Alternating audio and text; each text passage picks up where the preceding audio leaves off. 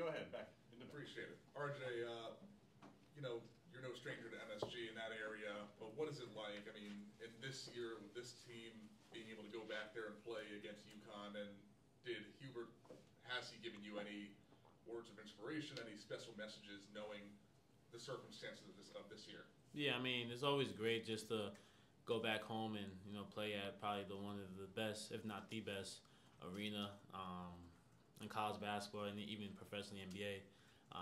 Especially when we play at the Garden, UNC fans always show out. I remember last year when we played against Ohio State, all I seen was a bunch of Tar Heel blue, and it's a lot of higher energy there. And just going back there and have my family and friends come and show out and support, it means a lot to me. And it's a different type of energy that playing there, and it kind of just favors me a little bit. But also, Coach Davis has also emphasizes how much he loves playing at the Garden, and his time with the Knicks and just being able to coach there. So he's definitely fired up, and we know what's at stake coming up into tomorrow's game. But we just gotta remain in the present moment. But definitely super excited to play there again. Quick follow up. Hubert just told us about, after the great question by Adam, about thank you, about his time playing for the Knicks, and how Hubert joked that he was afraid that those guys on the Knicks were going to break him in half because they were so physical. Do you feel like the play gets more physical when you're in the world's greatest arena? I mean, I feel like that's anywhere in New York. It's not just in that arena. You could play at the Parks, you could play at Rucker, Dykeman. It's always going to be a physical. I think that's what defines New York basketball and what they bring. And it's always a physicality game. It's always, a dog-eat world. And that's something that I love playing for and playing in. I kind of give credit to New York a lot just in terms of when I was in the city playing with the New York Gauchos, they kind of helped me with my mental and just going into games of having that mindset, just from a New York guard standpoint. But it's always going to be a physical game wherever you're at in New York. It doesn't matter if it's at the Garden or you're at a local park. RJ, do you serve as the team tour guide when you guys make the trips back up to New York? Say again? Do you serve as the team tour guide when you go back to New York? I'll probably have to get up to Cormac because he actually lives in the city. So he's definitely gonna have to give the guides out. But for me, it's just more so I just love going out there. One time I went out there to shop. I'm not out there just to give tour guides, so I'll probably get it to Cormac. But these neutral site games for you guys, obviously you had a few in the Bahamas against some of the kind of more higher ranked teams, things like that. How do you feel like that's kind of challenged you guys and helped you guys so far in this early season? I think we definitely prepared us for what's to come, and we had a tough schedule, tough non-conference schedule. But I think we're ready for it. I think facing those high caliber teams in the Bahamas and Tennessee, and I think it's prepared us with the talent that's going to happen within the next couple of upcoming weeks. And it's been some back and forth games, some games you should have won, but I think it's definitely mentally and physically prepared us for the type of basketball we're going to be playing in the next couple of days. So I think we're ready for it. Have you ever pulled up any old clips of Coach playing with the Knicks in the NBA, but specifically with the Knicks and with the Bruisers that you were talking about earlier? I remember last year he had showed us a clip, right before we played Ohio State, just of how his team played with the New York Knicks and the different fights and brawls they would get in, and just showing us how physical they were and what type of mentality they had. So we saw highlights of that right before the Ohio State game last year. I know that you guys talk about how intense he is, but at the time, like Adam said earlier, he kind of had this choir boy image about him going and playing with those guys. Is it kind of hard for you to maybe picture him being sort of an outsider, going in to play with some of the toughest dudes that ever played in the league, and do you see maybe some of that old Hubert, whatever he learned there, kind of come out now? I mean, it's definitely something getting used to. I think I'm used to it at this point, just to see how quick he's able to turn the switch on and off. He's definitely a great human being, great guy, has a nice personality, but he also is very intense and has the passion for the game that goes beyond measures. And I think that's what kind of benefits us and it gets us going, just to see how much he cares and how ready and hungry he is to win games and play these games. So it definitely gets us going. And I think from the outside looking in, for newcomers, they were probably caught by surprise because they never seen that side of him. They always seen him, just being the great guy he is, the coach he is, nice filled with joy. But then he also has a switch that it kind of just makes us, get caught off guard a little bit with his intensity and his. I call him. I tell him he spazzes. Me and him go back. I joke with him a lot about that, but it's been great though because it definitely helps myself because I know where he's coming from. It's all come from a place of heart. RJ, we were talking to Armando after the game the other day, and he said that he told you earlier this year, this is your team. And I think his quote was, we're all just going to fall in line behind you. Do you remember that conversation? And did he come up to you and, lay that on you? I mean, me and Mondo, we spoke about it going to his senior year and then, briefly this past summer. And, I think he's right. And we had a lot of conversations about it. We knew what was coming. We knew we had a lot of newcomers coming in, and we were kind of like the OGs and the veterans that had the experience. We experienced going to the national championship, but we also experienced another great season last year. So, credit to him, and I appreciate him for saying that. But I'm humble, and I think it's a team sport. I don't think there's just me. I think my teammates, from myself to Harrison to Cormac to Elliott, all the way down the line, we all help each other, and not just it might not always just be me to have a great game and to be that scorer. It's always gonna be someone else. But I think in terms of Mondo saying it's my team, just being more vocal as a leader and as a point guard of this team, that's what I've been doing the most, and kind of just rallying guys along. Where were y'all when he told you that? Were you here? Were you at the beach? I think we were. I think we were here. It might have been in the practice gym because that's where most of our time was spent. In the summer, we've had a couple of workouts together just to build that two-man chemistry, and so it definitely took place in the summer in the practice gym.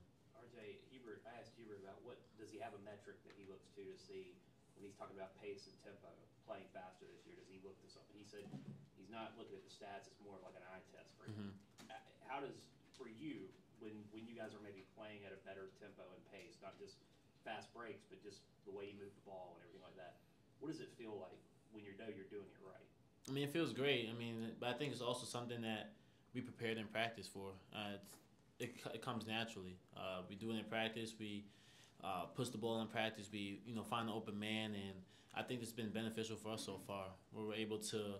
We know our tempo. We know the pace where we need to be at, and we can see the benefits from it. And it feels great just to know that I'm not the only one going to be the main scorer, or it's always good, the great mentality for this team. And I think that's what speaks for the unselfishness, and we're always looking for each other.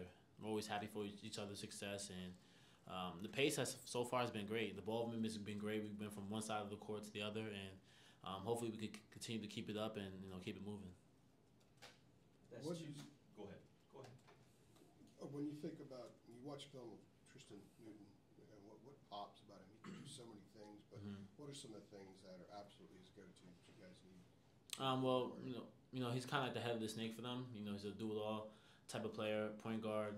He can rebound the ball extremely well as a point guard, and he kind of runs the team well for them. So I think we just got to key in on him and know his strengths and weaknesses, but also give him credit for who he is and who the team is.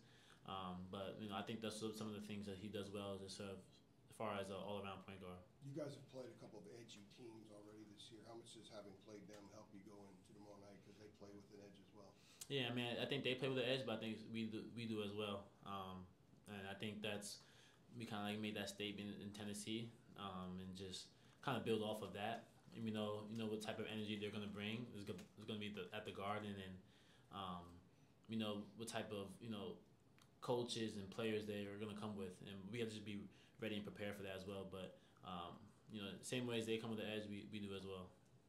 There's two Gauchos mentions for you the last couple of days, which I enjoy. Yeah. What did playing with them growing up teach you? And also, do you think now, where it just seems like you are in attack mode lately, are you getting back to the White Plains days a little bit, just in terms of what you did then with just getting buckets? First and foremost, Gauchos, they gave me the mindset to not back down from anyone and always, go at whomever. It doesn't matter the size, of the team, or it's all about the heart. And I give credit to like Tommy Swin, who's my AU coach, and he really taught me that at a young age, and that kind of stuck with me throughout my whole career playing basketball so far. Just to always have that mindset of like go at people, be the aggressor, and not back down. It could be someone highly ranked, it could be someone who's 6'7", but heart's always gonna win. And in terms of me getting into that mode, if the White Plains mode, as you said, I think I just had a real long talk with myself this past summer, and just from a mental standpoint, just to go into my senior year with filled with joy and no regrets. I want to have a special year and not look back on this and I wish I could have done this a little bit better, or why didn't I take that risk. Kind of just stepping out to my comfort zone a little bit, taking more risk, and just believing in myself more. I think that's what I've really rallied in with myself, and understand my true potential. And I think that's why I'm in that mode right now. Just to follow up on that, did you always play with them, or did you play with other teams growing up? So I played with the Gauchos from second grade all the way up to 8th, and then once I hit high school, that's when I went on the circuit. Yeah. Yeah. Very cool. RJ, Couple more. can you, those of us who think that you could be or should be considered one of the best players in the country, or the best player in the country, I know you have the confidence that. Do you think small guys like, relatively small guys like you, do you think that hurts them to get that kind of recognition? I mean, yeah, but I think for us being smaller, that's already a downfall, as people may see in us, because we're not 6'5" or freakishly athletic. But I think my motto is be so good that they can't ignore you. It doesn't matter how small you are, how tall you are. Go out there and produce, and trusting yourself and trusting the work that you've put in, and behind closed doors that people may not have seen. And for my size, I know I was always going to be small, and I wasn't going to be like the biggest guy, but I do have the biggest heart and the biggest confidence in myself that I'm going to go out there and produce at all times, no matter who the person may be. Seth kind of talked about the mentality that you guys have to take defensively, starting you and Elliott, some of the smaller guards. When you're facing a team like UConn that's going to start a couple guards, that are 6'4", 6'5", 6'6", even, I mean, how important is that mentality going into the game, and what does that kind of look like out on the court? I mean, I think we kind of had a true test of that against when we played against FSU, when everyone was 6'7" and up. But our mindset and mentality is always going to remain the same. And I know me and Ellie are kind of on the smaller side in terms of height, but we've done a great job so far of maintaining our mans, being in the gaps, being in the right positions to help our teams when needed. And I think we're such a dynamic team that we're able to throw out different defenses, and we could get our smaller guards could guard the bigs, and vice versa, bigs could guard the guards. So I think I think the coaches do a great job of putting us in the right positions to be in these moments that we're going to be facing tomorrow night. And I think we're more than prepared of what's to come and what's coming. So right now, you just gotta trust your work and trust your practice. RJ, wanted to ask you actually about Seth. Obviously, knowing about his defense last season, and he's showing it again this year, but he's also offensively been able to get some looks, things like that. Mm-hmm. What can you kind of say about his progression as a player and just the impact that he's had so far this season? No, I'm super proud of Seth. I mean, his work ethic this past summer and this offseason has been tremendous, and he's been doing a great job working on his shot, his confidence, his mental. He's been a huge impact for us, and that's something that we're going to need for him going forward. He's playing at a phenomenal level right now. His impact on the defensive end has been great. I've always told him, like, you could be the best defender in the ACC, if not like one of the best in the country.